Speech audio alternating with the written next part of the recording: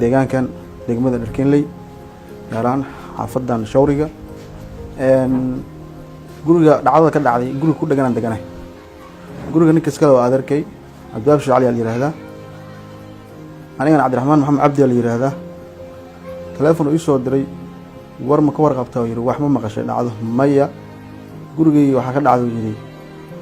gabar bil joogtay oo shaqaale ah ayaa anu ku dhashay anugiina waxay dhigtay musqusha gudihii musqusha ibidii iyo anugii isqabo ay gudaha isku la roosmaan wixii dhiigi qashinkeeda wixii dhashay oo dhiiga kadib biyo ay raacsay dhowr sakeel afar sakeel ugu sheegay wixii musqusha yaalay oo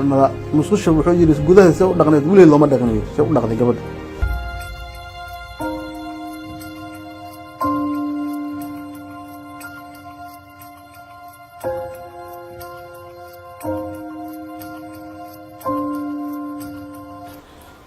gabadhi anuga markii tubada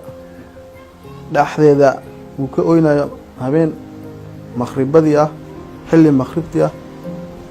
guriga dadkii ku dhaqanay ooyinta maqlay markay maqleen hadii la soo galo musqashii godkii ooyina ka yeerayso ooyinta yeerayso waa la soo wacay markaa dadkii loo yeeray dariskii odaygii xaafadii wixii la isku soo baxay gabadhii waa la arkay qayladii meesha la maqlay Allah uu haayo